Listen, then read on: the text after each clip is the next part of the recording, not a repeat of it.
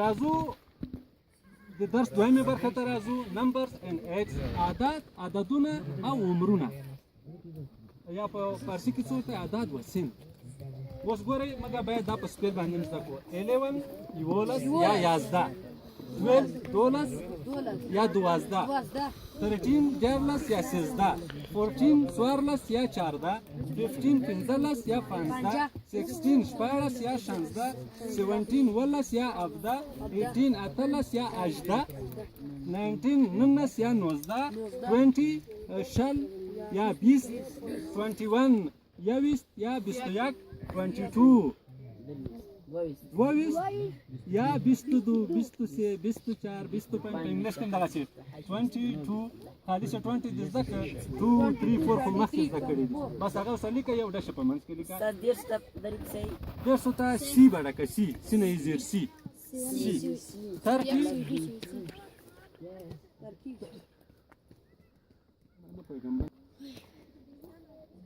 ګورئ 30 ټي وای خالي کې اضافه سونه 30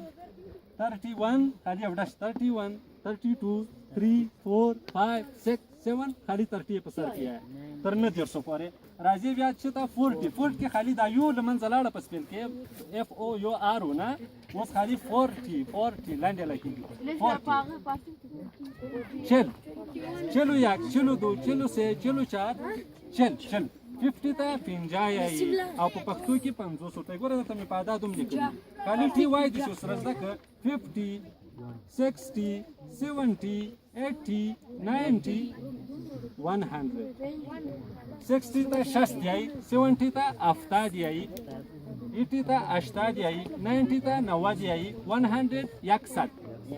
101 یا 101 په برټش کې ورته اند استعمالیږي په اخر کې، او په امریکن کې برټش دې لکه پښتو باندې شي یو سل او یو اند 1،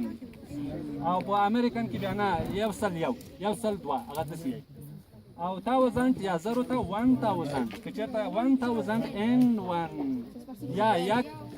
1001 یو سل سی. راځو دې غږ بل څه ده، بل طبقه میلیون ده 1 میلیون in 1 میلیون in 200,000 یو میلیون او 200,000 په فارسي کې مرته 1 میلیون. او دغه څه ورسته بیا چې دا بیلیون یا په فارسي کې ورته میلیارد دی، پښتو کې مرته 1 میلیارد 1 بیلیون 1 میلیارد او 200,000 1 بیلیون in 200,000. او دغه څه ورسته چې دا میلیارد 1 میلیارد چې دا زر بیلیون ده یا میلیارد ده، دغه ته چې ټریلیون 1 ټریلیون یا 1 تریلیون یا 1 تریلیون. ختم